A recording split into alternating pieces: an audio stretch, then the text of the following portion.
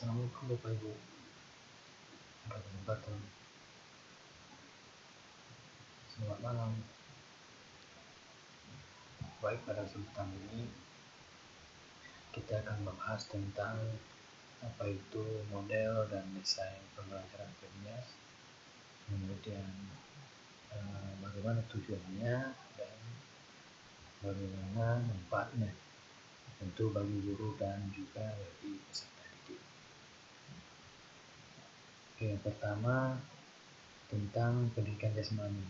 Tentu pendidikan jasmani yang kita kenal itu diterapkan pada berbagai jenjang pendidikan, bertujuan untuk mengembangkan potensi siswa dari aspek kognitif, afektif, dan keterampilan atau psikomotor.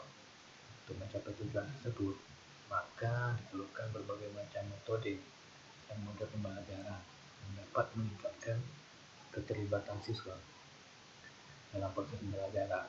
Model pembelajaran yang diterapkan guru selama proses pembelajaran pendidikan jasmani itu memegang peran penting dalam mencapai keberhasilan pembelajaran.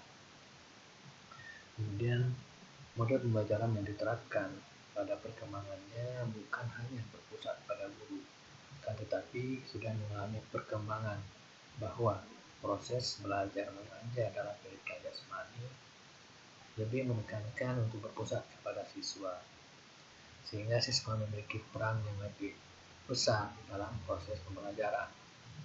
Penggunaan berbagai model pembelajaran yang bervariasi dan disesuaikan dengan karakteristik siswa serta materi ajar itu sendiri perlu untuk diterapkan dan dikembangkan. Baik Bapak Ibu, kemudian pembelajaran itu sendiri adalah proses interaksi antara peserta didik, dan pendidik, kemudian antara peserta didik dan sumber belajar lainnya pada suatu lingkungan belajar yang berlangsung secara edukatif agar peserta didik dapat membangun sikap, pengetahuan, dan keterampilannya untuk mencapai tujuan yang telah ditetapkan. Kemudian, apa itu pengertian model pembelajaran PNS? Sebelumnya, model pembelajaran itu merupakan sebuah rencana atau pola yang digunakan untuk membentuk kurikulum, merancang bahan ajar.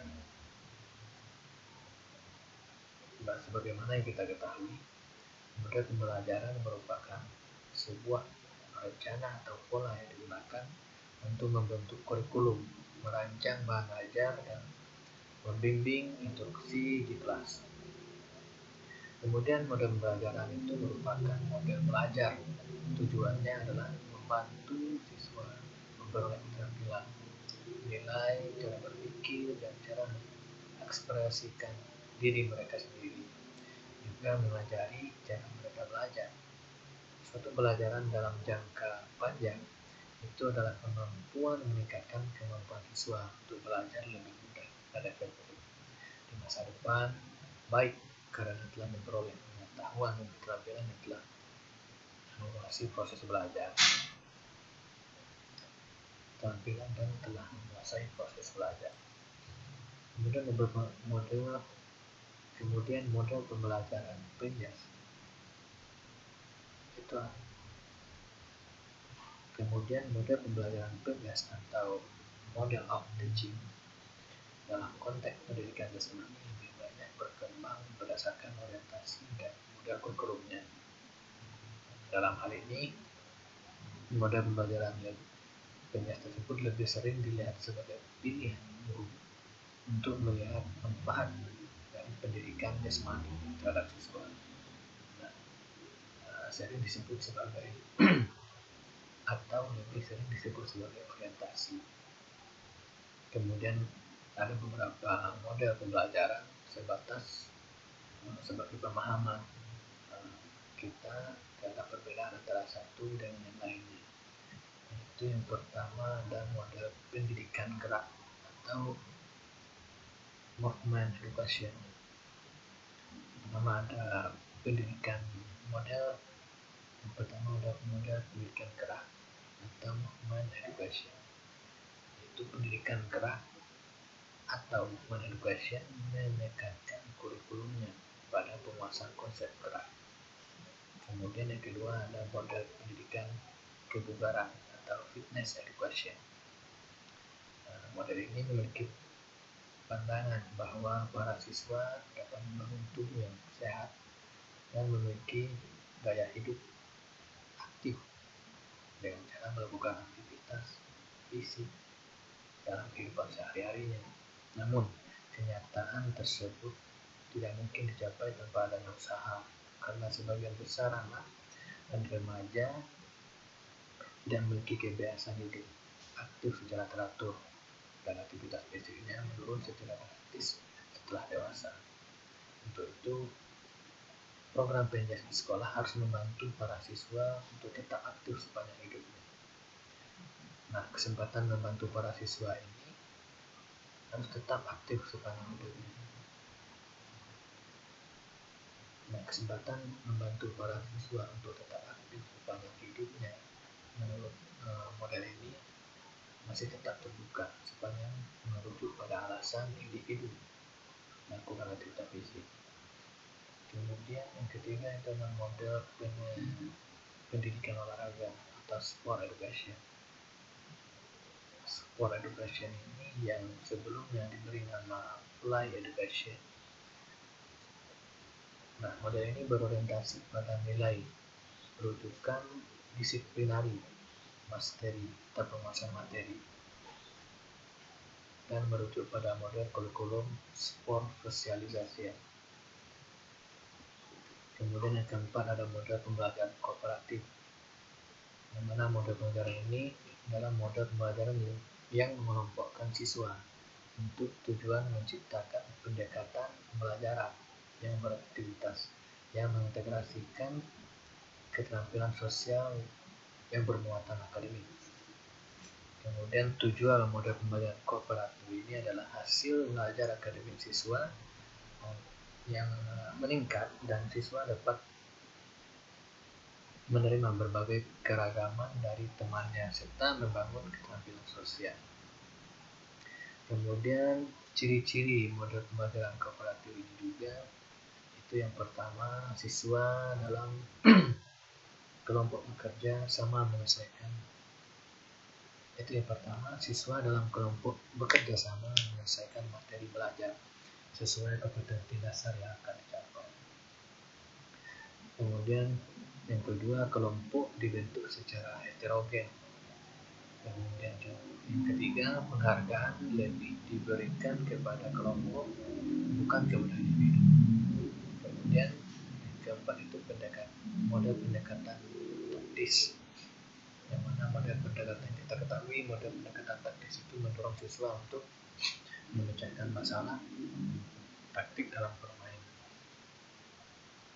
Kemudian yang kelima ada model inquiry. Nah, model inquiry ini diciptakan oleh Schumann pada tahun 1990 dengan alasan ingin memberikan perhatian dalam membantu siswa menyelidiki secara independen, namun dalam suatu cara yang teratur. Ia menginginkan agar siswa menanyakan mengapa sesuatu peristiwa itu terjadi, kemudian memperoleh dan mengolah data secara logis, dan agar siswa mengembangkan strategi intelektual mereka untuk mendapatkan sesuatu yang baru.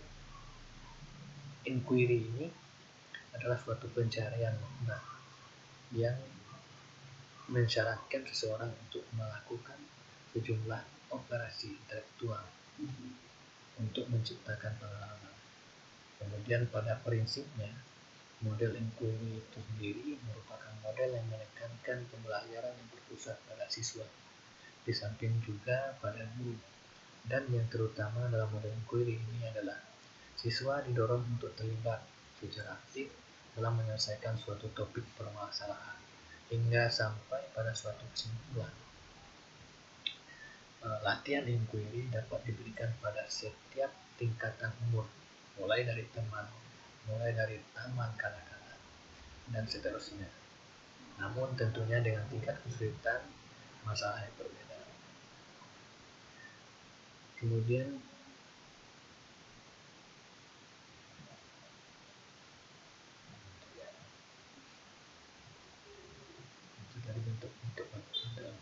pembelajaran penjas. Nah, sekarang model pembelajaran.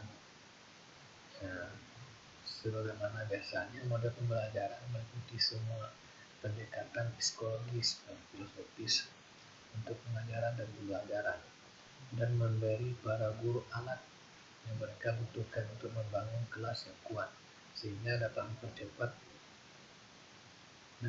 mencapai tujuan pembelajaran yang memberi kebermaknaan bagi siswa.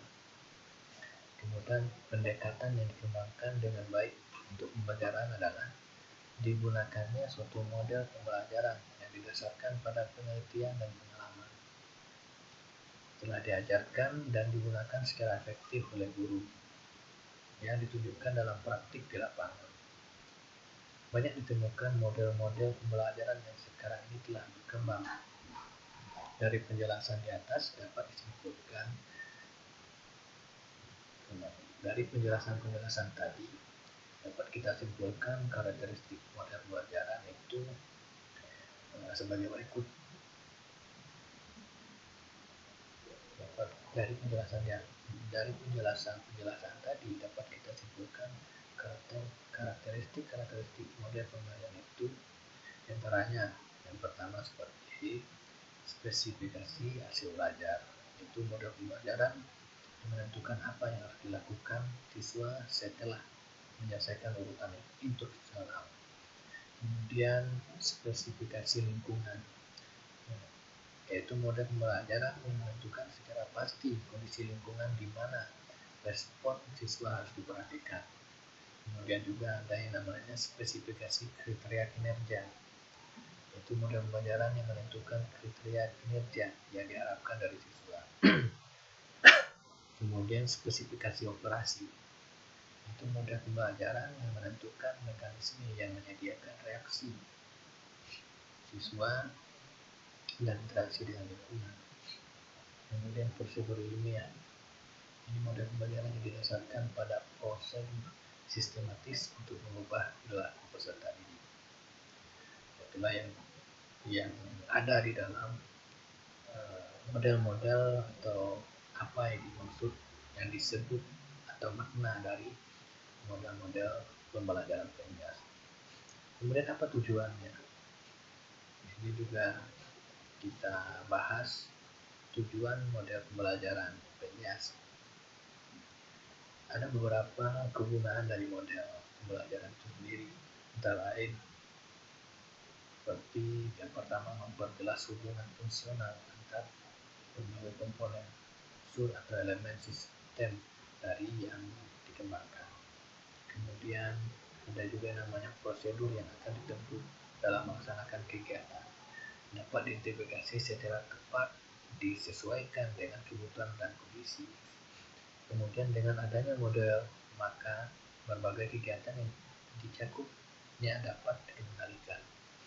Kemudian juga ada model akan mempermudah para administrator untuk mengidentifikasikan komponen elemen yang mengalami hambatan jika kegiatan-kegiatan yang dilaksanakan tidak efektif dan tidak produktif. Kemudian juga mengidentifikasi secara tepat cara-cara untuk mengadakan perubahan jika terdapat ketidaksesuaian dari apa yang telah dirumuskan. Kemudian dengan menggunakan model, guru dapat menyusun tugas-tugas siswa menjadi suatu keseluruhan yang terpadu. Dan melalui model pembelajaran, guru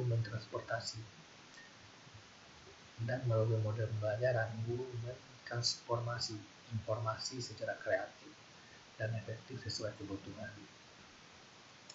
Kemudian tujuan suatu model pembelajaran itu seperti membantu siswa belajar membangun pengetahuan, belajar bagaimana belajar, termasuk belajar dari suatu sumber, belajar dari ceramah, film, tugas membaca, dan semacamnya. Kemudian juga model pembelajaran yang dirancang untuk meningkatkan kemampuan siswa dalam memproses informasi lebih baik, termasuk metode untuk menyajikan informasi agar siswa dapat belajar dan mempertahankannya dengan lebih efektif. Kemudian mengoperasikannya lebih konseptual, sistem yang membantu menghafal dan mengajar siswa mengumpulkan dan mengorganisasikan informasi secara konseptual. Dan untuk mengajar siswa menggunakan metode dengan disiplin untuk terlibat dalam penerapan kausalitas dan menguasai konsep. Itu tujuannya tadi. Kemudian bagaimana manfaat model pembelajaran itu sendiri? Yang pertama ada manfaat model pembelajaran ini manfaatnya untuk guru. Jadi manfaatnya untuk guru yaitu seperti membantu dalam membimbing guru untuk memilih teknik pengajaran yang tepat, strategi dan metode untuk memanfaatkan secara efektif situasi pengajaran dan materi untuk mewujudkan tujuan. Kemudian membantu dalam membawa perubahan yang diinginkan dalam perilaku peserta didik. Juga membantu dalam mencari tahu cara dan sarana untuk menciptakan situasi lingkungan yang menguntungkan untuk melaksanakan proses pengajaran. Kemudian membantu dalam mencapai interaksi guru-murid yang diinginkan selama mengajar. Dan juga membantu dalam pembangunan kurikulum atau isi kursus. Kemudian membantu dalam memilih atau pemilihan bahan ajar yang tepat untuk mengajar khusus persiapan atau kurikulum. Kemudian membantu dalam merancang kegiatan pendidikan yang sesuai. Kemudian juga membantu prosedur materi untuk menciptakan materi dan sumber belajar yang menarik dan efektif. Dan merangsang pengembangan inovasi pendidikan baru. Membantu dalam pembentukan teori pengajaran dan membantu membangun hubungan mengajar secara empiris. Itu manfaatnya untuk guru. Kemudian juga ada manfaatnya untuk siswa. Jadi tadi manfaatnya untuk guru, sekarang manfaatnya untuk siswa. Itu yang pertama sangat membantu dalam mengembangkan kekuatan imajinasi para siswa. Kemudian dua, membantu siswa untuk menganalisa sesuatu secara sistematis. Kemudian tiga, membantu perkembangan kekuatan penalaran para siswa. Kemudian memelihara siswa secara efektif terlibat dalam aktivitas kelas. Kemudian juga ini membantu dalam membuat para siswa pengamat yang baik. Kemudian juga yang terakhir untuk membuat siswa sibuk di kelas kerja. Itu manfaatnya untuk siswa. Nah, dari beberapa penjelasan tadi, baik penjelasan mengenai apa itu model dan desain pembelajaran, kemudian bagaimana tujuannya, kemudian bagaimana manfaatnya. Jadi dapat kita tarik kesimpulan bahwa model pembelajaran pada dasarnya merupakan bentuk pembelajaran yang tergambar dari awal sampai akhir yang akan disajikan secara khusus oleh guru.